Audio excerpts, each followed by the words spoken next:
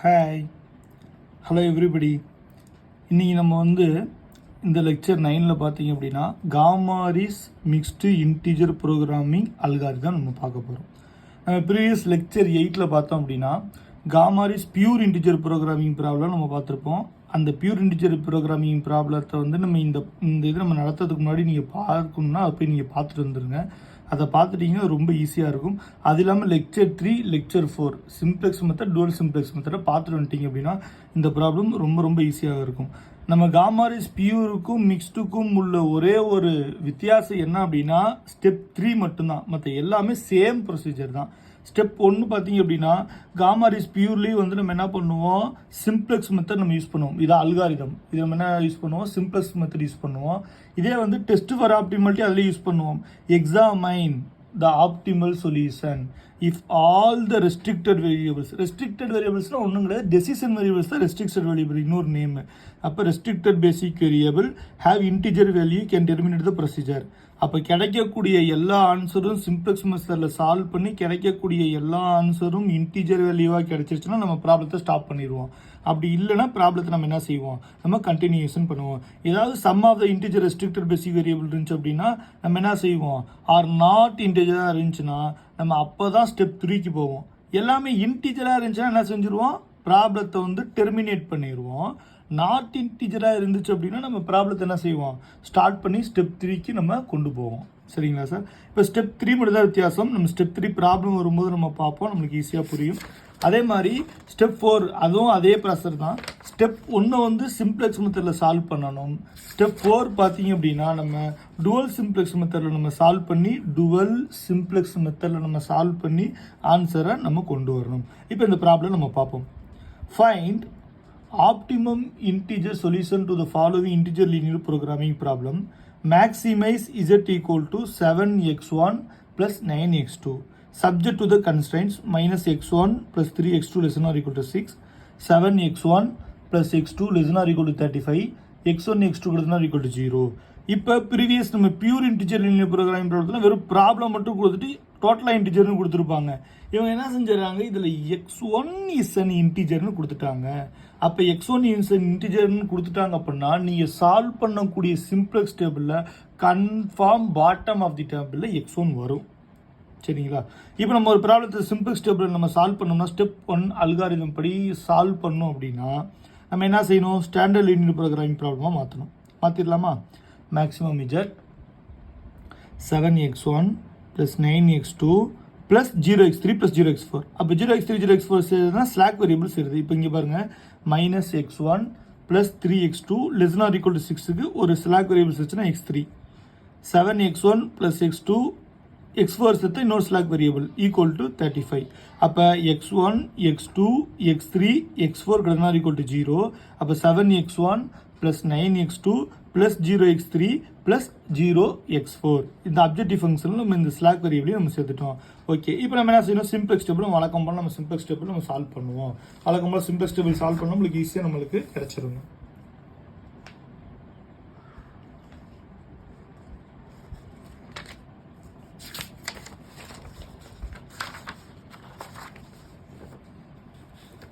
இப்போ இந்த simplex table நம்ம சால்வ் பண்ணுறதுக்கு முன்னாடி அப்படியே பிளாட் பண்ணிடுவோம். எப்பவும் போல தான் கோஎஃபிஷியன்ட் ஆஃப் பேசிக் வேரியபிள் உங்களுக்கு சிம்ப்ளெக்ஸ் டேபிள் கொஞ்சம் டவுட்டாக இருந்துச்சுன்னா நீங்கள் லெக்சர் 3 பாருங்கள், அதில் நம்ம சால்வ் பண்ணியிருப்போம். லெக்சர் 4ல் டுவல் சிம்ப்ளெக்ஸ் சால்வ் பண்ணியிருப்போம். அது மாதிரி லெக்சர் 8லேயும் சிம்ப்ளெக்ஸ் டுவல் ரெண்டுமே சேர்த்து சால்வ் பண்ணியிருப்போம். சரிங்களா? இப்போ பாருங்கள், x3 எங்கே இருக்குது, இங்கே இருக்கா? x3 x4 எப்போ வரும், நம்ம சேர்த்துருக்கக்கூடிய ஸ்லாக் வேரியபிள் தான் x3 x4. அப்போ x3 கோஎஃபிஷியன்ட் 0, x4 கோஎஃபிஷியன்ட் 0. இப்போ இதை நம்ம அட்டன் பண்ணுவோம். -1 3 1 x4ல் 0, ரைட் ஹேண்ட் சைட் 6, அதான் ஃபஸ்ட் ரோ.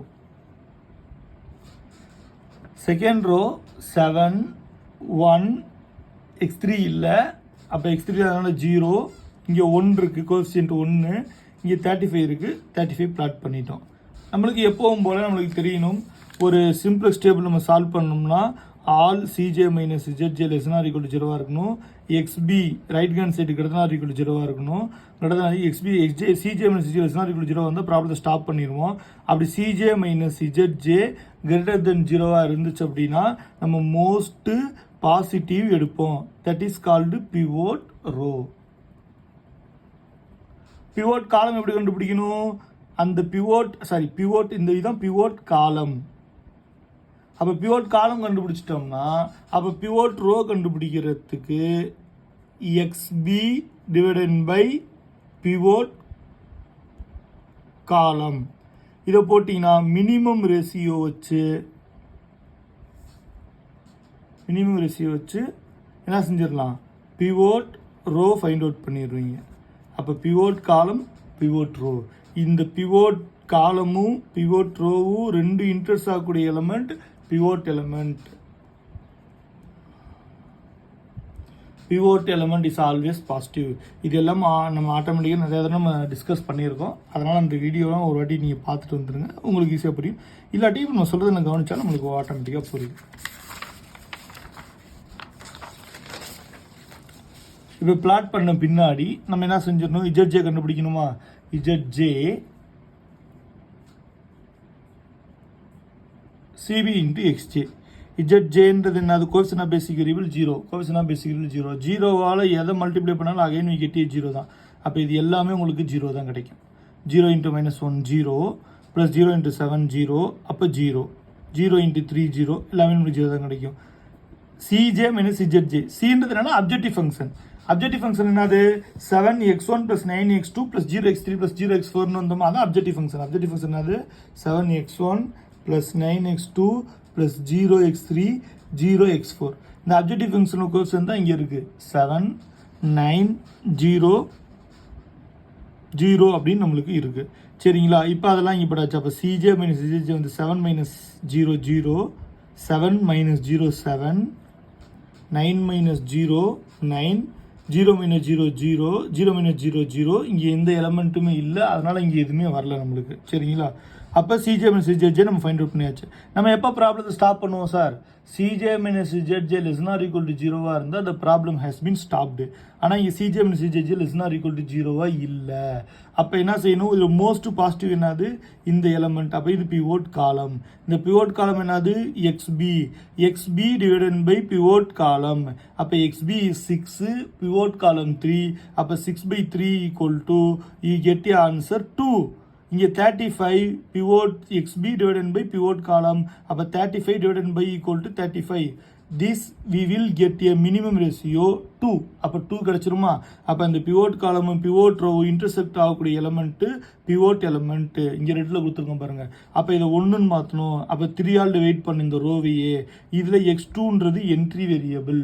இதெல்லாம் நிறையா டிஸ்கஸ் பண்ணிட்டு அதனால தான் கொஞ்சம் வேகமாக போகிறேன். x2 அப்போ 3 ஆல் வெயிட் பண்ணோம்னா -1/3 1 1/3 0 6/3 2 இங்கே கோடு. சரிங்களா? ரேஷியோ வந்து சிம்ப்ளெக்ஸில் ரைட் ஹேண்ட் சைடு வரும், டுவல் சிம்ப்ளெக்ஸில் கீழே நம்மளுக்கு கிடைக்கும். அப்போ இதே மாதிரி என்ன செஞ்சிடலாம்? x4 கண்டுபிடிச்சிடலாமா? இப்போ பிவோட் எலமெண்ட் மேலே 1னா அதுக்கு கீழே உள்ள எலமெண்ட்டை எப்பவுமே 0ன்னு கொண்டு வரணும். 0ன்னு கொண்டு வரணும்னா ஓல்டு ரோ அந்த ஃபார்முலா இன்னொரு வாட்டி நான் எழுதுகிறேன், பார்த்துக்கோங்க. உங்களுக்கு புரியறதுக்காக நான் எழுதுகிறேன், நீங்கள் நல்லா கவனிச்சுக்கோங்க. ஓல்டு ரோ என்னது? இந்த இடத்துல 7 1 0 1 35 ஓல்டு ரோ மைனஸ் பிவோட் எலமெண்ட்டுக்கு கீழே எலமெண்ட் பிவோட் எலமெண்ட் 1. அப்போ -1 இன்ட்டு நியூரோ. என்ன கண்டுபிடிச்சிங்க? இதான் நீங்கள் கண்டுபிடிச்ச நியூரோ. பிவோட் ரோ தான் நீங்கள் இந்த இடத்துல கண்டுபிடிச்சிங்க நியூரோ. அப்போ -1 இன்ட்டு இதை பண்ணோம்னா -1 இன்ட்டு -1/3 + 1/3. -1 இன்ட்டு 1 வந்து -1 -1/3 0 -2. இதை சிம்பிளிஃபிகேஷன் பண்ணோம்னா 7 + 1/3 0 -1/3 0 33. இதை பண்ணோம்னா 7 3 சார் எவ்வளோ வருது நம்மளுக்கு? 21.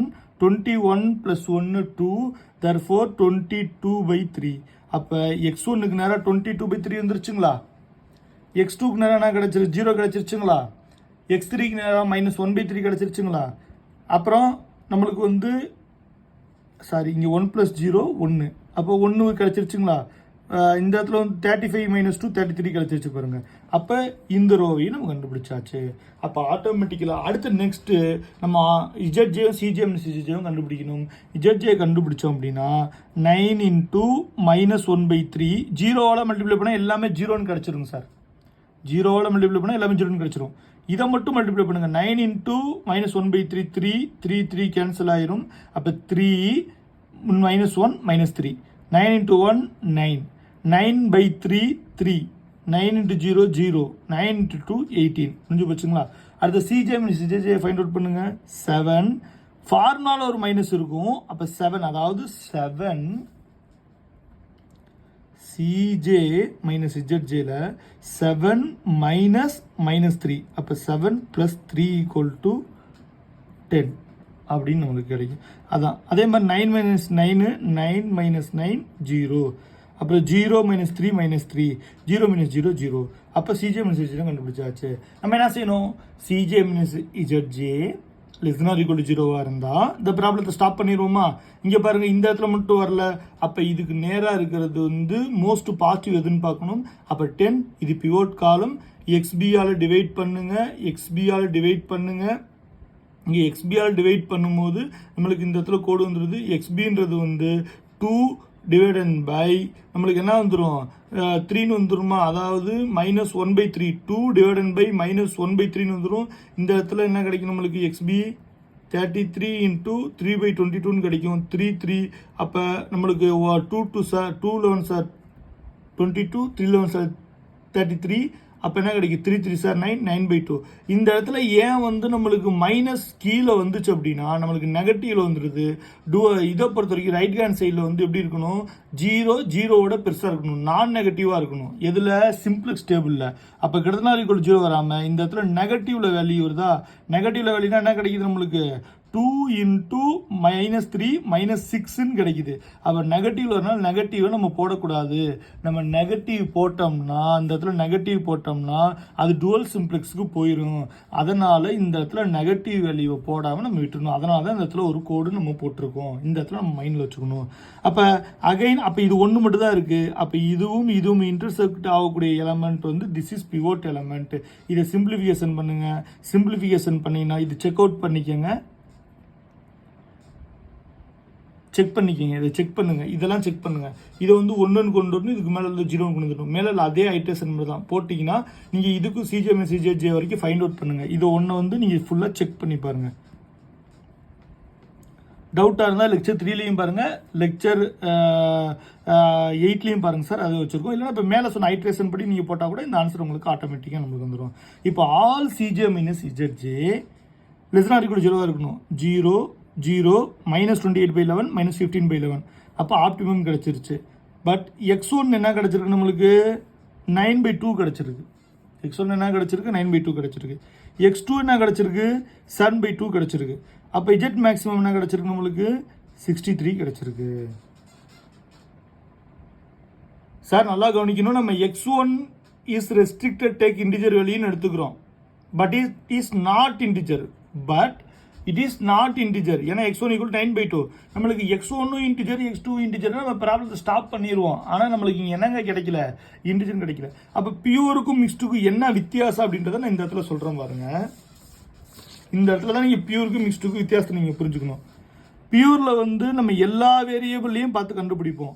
But mixed integer linear programming ப்ராப்ளத்தில் கிவன் டேட்டாவில் வந்து அவங்க கொடுத்துருவாங்க x3 நான் நெகட்டிவ் இன்டிஜர்.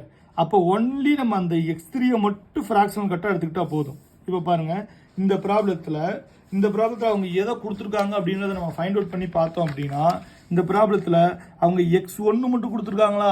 அப்போ x1 மட்டும் நம்ம ஃப்ராக்ஷனல் கட்டாக எடுத்துக்கிட்டால் போதும். அதனால தான் இதில் ஃப்ராக்ஷனல் கட் எடுத்துக்கிறாங்க. அப்போ பியூருக்கும் இதுக்கும் ஸ்டெப் 3ல் வேறுபடுன்னு சொன்னால் ஃப்ராக்ஷனல் கட்டில் அப்போ என்ன டிஃப்ரெண்ட் இருக்குது அப்படின்றத பார்க்கணும். ஃபஸ்ட்டு இந்த ஃப்ராக்ஷனல் கட் எழுதுறதுக்கு முன்னாடி நீங்கள் x1 ஃப்ராக்ஷனல் கட்டுன்னு சூஸ் பண்ணிட்டீங்கன்னா அந்த x1 நேரான ஈக்குவேஷனை நீங்கள் ஃபஸ்ட்டு எடுத்துக்கணும்.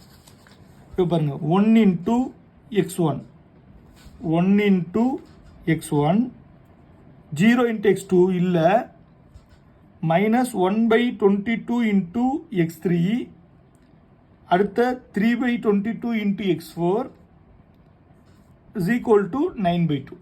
Equal to 9/2. 9/2 நம்ம எப்படி எழுதுனா 4 + 1/2 எழுதிருக்கேன். நான் அப்பயே நம்ம முன்னாடி ப்ரீவியஸாக பார்க்கும்போது டினாமினேட்டர் கீழே 0வாக இருந்துச்சு அப்படின்னா நம்ம அந்த ஃபஸ்ட்டு இந்த இதில் நம்ம பார்த்துருப்போம். நம்ம இந்த பாருங்கள் இந்த மாதிரி தான் நம்ம பார்த்துருப்போம்.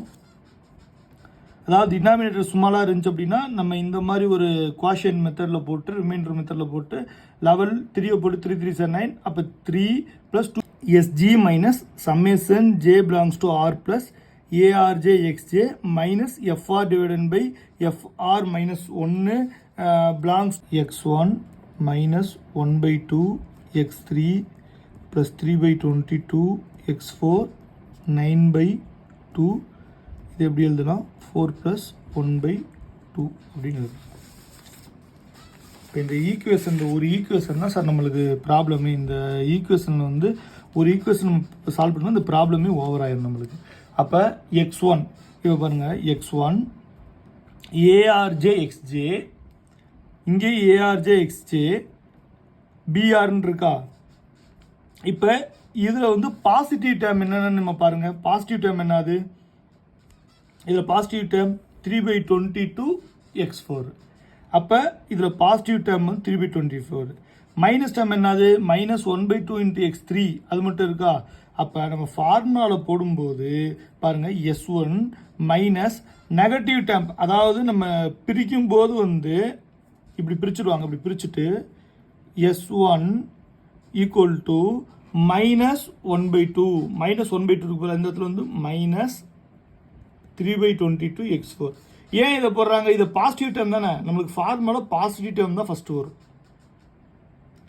அடுத்து நெகட்டிவ் டேர்ம் வரும். நெகட்டிவ் டேர்ம் என்னது? -1/2 × X3 அது வந்துருச்சுங்களா. அடுத்த நெகட்டிவ் டேர்ம் தான் அது பாருங்கள். நெகட்டிவ் டேர்ம் இந்த இடத்துல R மைனஸ்னா நெகட்டிவ் டேர்ம்.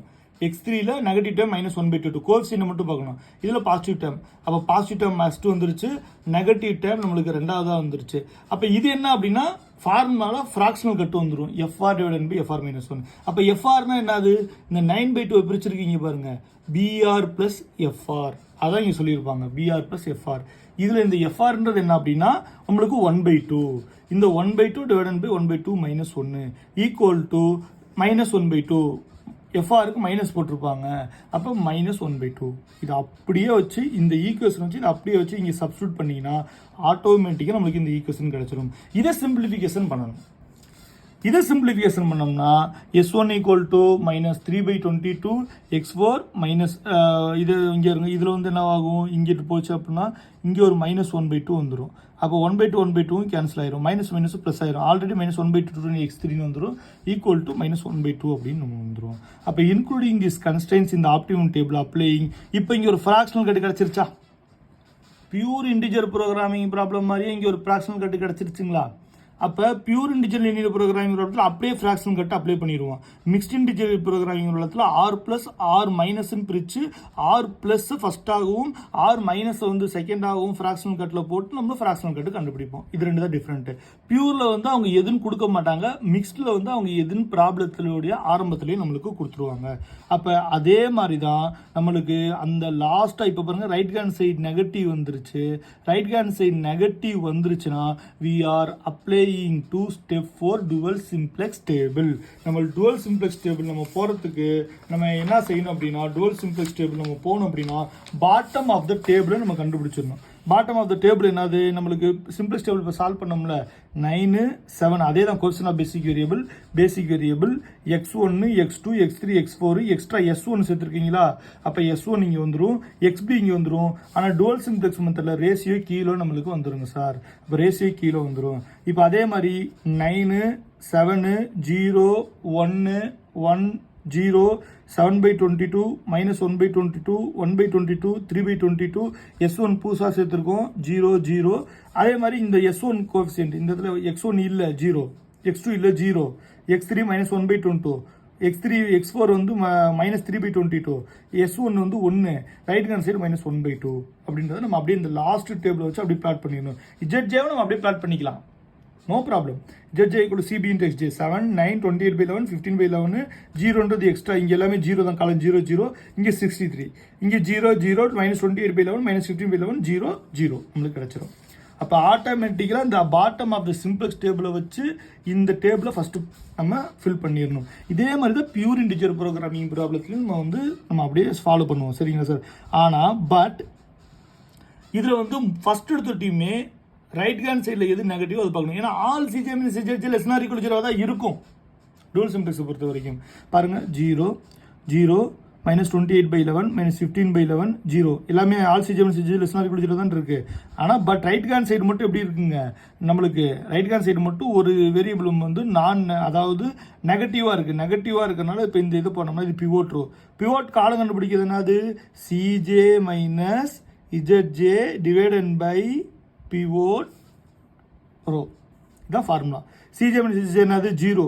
பிவோட் ரோ தெரியுமா, 0/0 கோடு, 0/0 கோடு, மைனஸ் மைனஸும் மைனஸ் டிவைடன் பை மைனஸ்னு வரும். அதாவது -20/8/11 அப்படி இன்டூ 22 டிவைடன் பை -1 அப்படின்னு நம்மளுக்கு கிடைக்கும். மைனஸ் மைனஸ் கேன்சல் ஆயிரும். 1 level sir level, 2 level sir 22.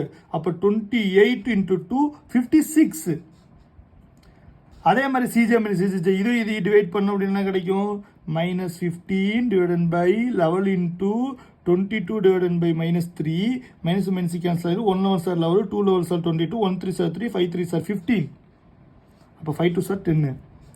இப்போ இந்த இடத்துல பார்த்தோம்னா நம்மளுக்கு என்ன கிடைக்கும், 0 டிவைடன் பை 1 லெஸ் தென் 0 இருந்தால் மட்டும் தான் நம்ம ஃபைண்ட் அவுட் பண்ண முடியும். அப்போ 0 டிவைடன் பை 1 0ன்னு போட்டக்கூடாது. ஏன்னா சிஜே மைனஸ் இஜட்ஜேல வந்து கீழே வரக்கூடியது வந்து லெஸ் தென் 0வாக தான் இருக்கணும் அப்படின்றது கண்டிஷன். அப்போ இதை போட்டுருணும். அப்போ இதை போட்ட பின்னாடி நம்ம என்ன செய்யணும், இதில் ரேஷியோவில் மினிமம் ரேஷியோ 10. அப்போ இதுவும் இன்டர்செக்ட் ஆகக்கூடிய எலமெண்ட்டு இந்த எலமெண்ட்டை நம்ம என்னன்னு மாற்றணும், 1ன்னு மாற்றணும்.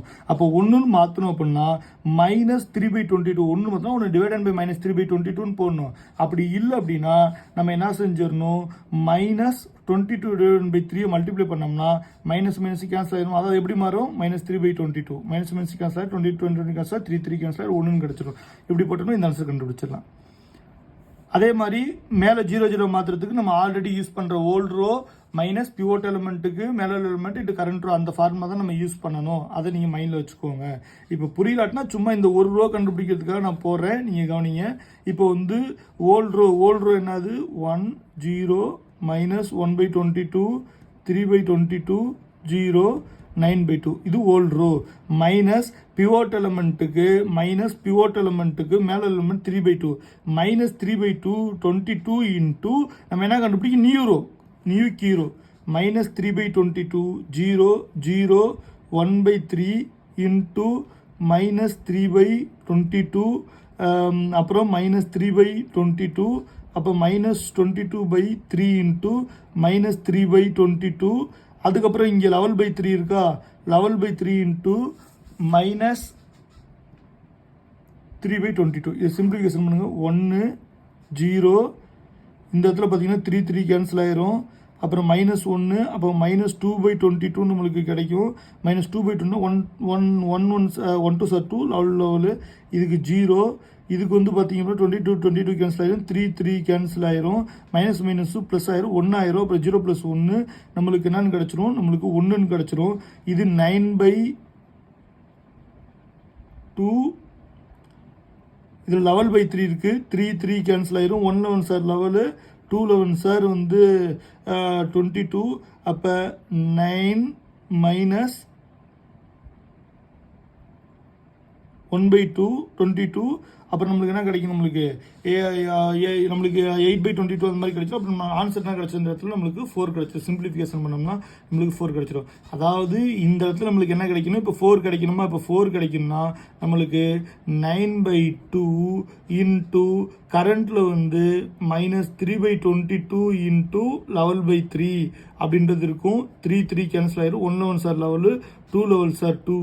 அப்போ 9/2 மைனஸ் இந்த இடத்துல என்ன இருக்கு, 1/2 அப்படின்னு இருக்கு. அப்போ 8/2ன்னு வரும் நம்மளுக்கு. 8/2 அப்படின்னு நம்மளுக்கு என்ன கிடைச்சிரும், 4 கிடைச்சிரும். சரிங்களா?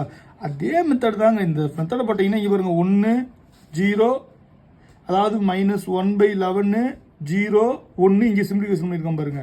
4 ஆட்டோமேட்டிக்காக நம்மளுக்கு வந்துகிட்டே இருக்குங்க, நீங்கள் கவலைப்படவே தேவையில்லை. இதே மாதிரி ஓல்ட் ரோ மைனஸ் ஸ்பூன் போட்டு இந்த நம்மளுக்கு கிடச்சிரும். அப்புறம் ZJ ஃபைண்ட் அவுட் பண்ணுங்கள். ஏன் ஸ்பீடாக போகிறேன் அப்படின்னா நம்ம ஆட்டோமேட்டிக்கலாக இருக்குன்னு நிறைய வாட்டி நம்ம சால்வ் பண்ணியிருக்கோம், அதுக்காக தான் நான் ஸ்பீடாக போகிறேன். சரிங்களா? ZJ = CB × XJ 7 9 29 by 11 0 10 58.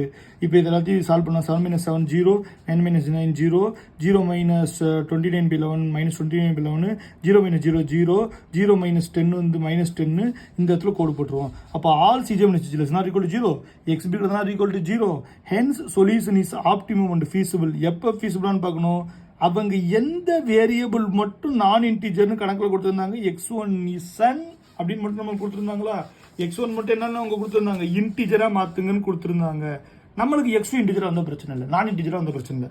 x1 4ன்னு வந்துருச்சா, அப்போ 4ன்னு வந்தனால அப்போ மேக்ஸிமம் 58ன்னு சொல்லிட்டு இந்த ப்ராப்ளத்தை நம்ம ஸ்டாப் பண்ணிடலாம்.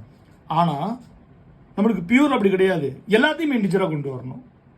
மிக்ஸில் அவங்க எதை கேட்டிருக்காங்களோ அதை மட்டும் நம்மளுக்கு கொண்டு வந்தால் நம்மளுக்கு போதுமானது. ஓகே, எதுவும் டவுட் இருந்தால் கமெண்ட்டில் சொல்லுங்கள். டிஸ்கிரிப்ஷனில் வந்து இதுவும் இன்னும் ஒரு ப்ராப்ளமும் சேர்த்து நான் உங்களுக்கு லிங்காக மாற்றி நான் அனுப்புகிறேன். நீங்கள் அதை டவுன்லோட் பண்ணி ஒர்க் அவுட் பண்ணி பாருங்கள். தேங்க்யூ.